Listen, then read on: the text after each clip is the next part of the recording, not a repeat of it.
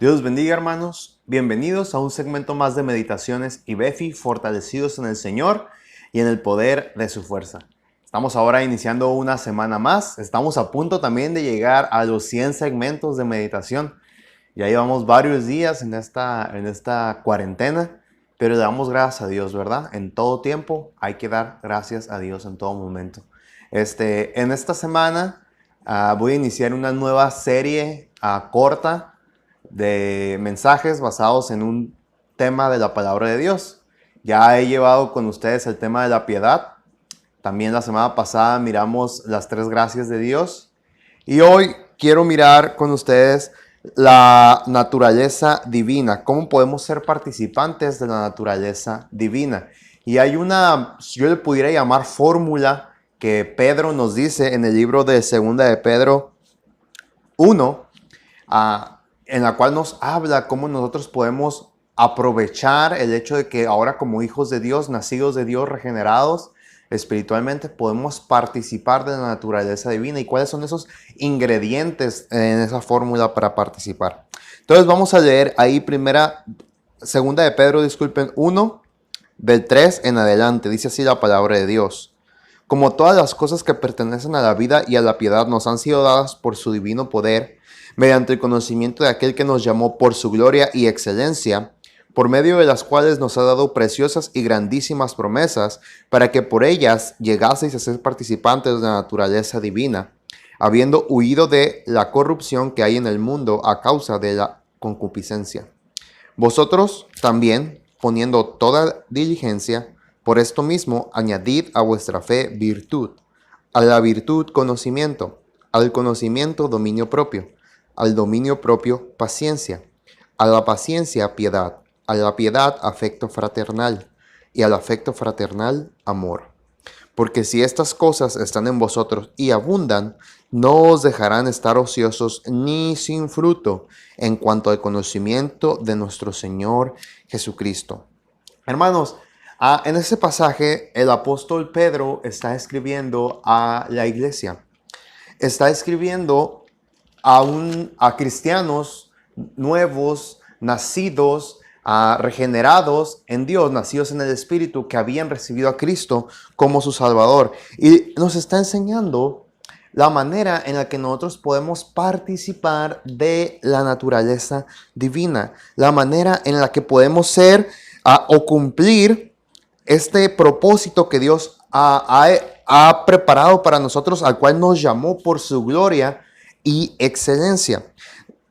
¿Cómo podemos asirnos de esas preciosas y grandísimas promesas que Dios nos ha dejado a cada uno de nosotros, participando de la naturaleza divina, huyendo de la corrupción que hay en el mundo?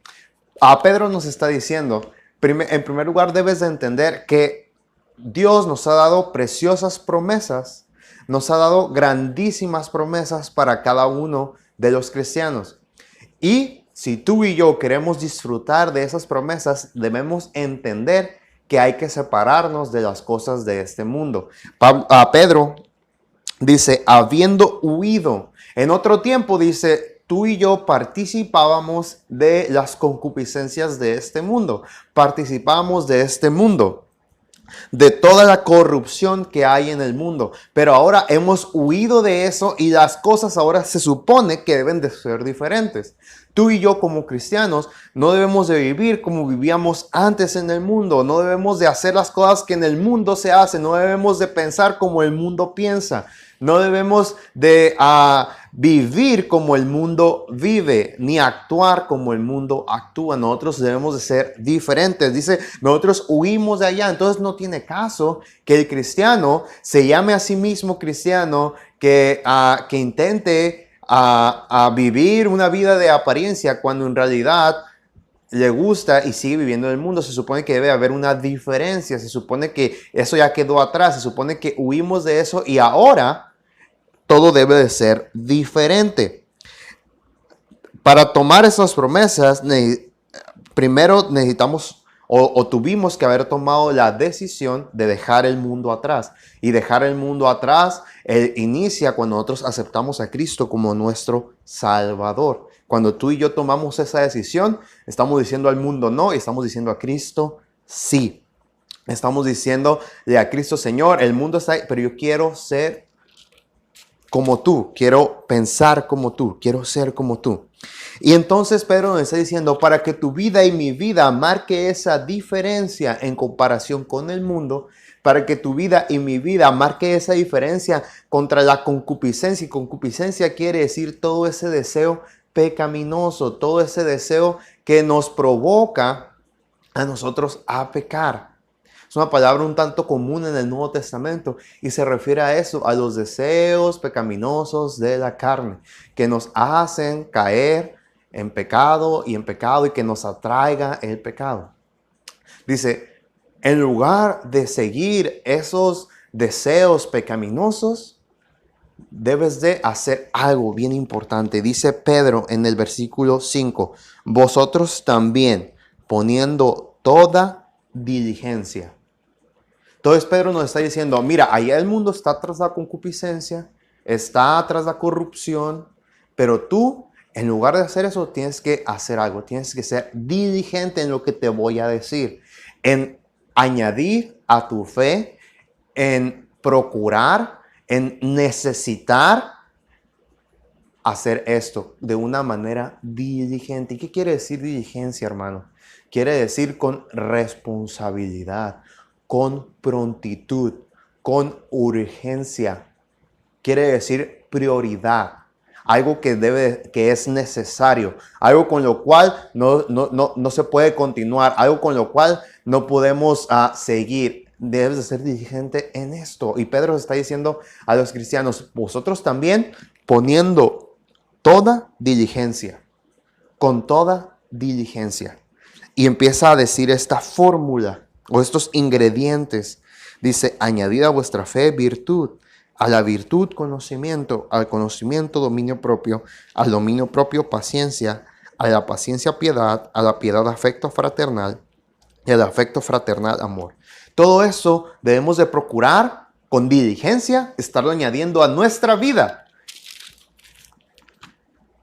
Y estas cosas nos separarán de la corrupción y de la concupiscencia que hay en el mundo. Porque dice Pedro, porque si estas cosas están en vosotros, y no solo que estén, sino que abunden, no os dejarán estar ociosos ni sin fruto en cuanto al conocimiento de nuestro Señor Jesucristo. Hermano, ¿te has preguntado por qué tu vida cristiana no tiene fruto?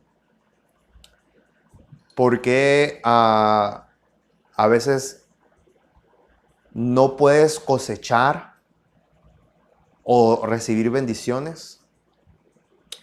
¿Será que en realidad no estamos siendo diligentes en buscar y seguir a Dios como Él nos lo pide?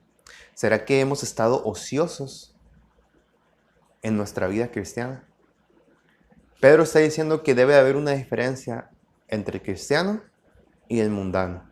Y esta diferencia se marca en la manera en la que él, el cristiano, agrega estas virtudes a su vida. Y una vez que se agregan esas virtudes, no podemos estar ociosos y vamos a tener fruto. Espero, hermanos, que esta pequeña introducción haya sido de bendición para sus vidas. En los próximos días vamos a estar viendo ahora sí esta lista de ingredientes para tener o para participar de la naturaleza divina, para marcar la diferencia con el mundo.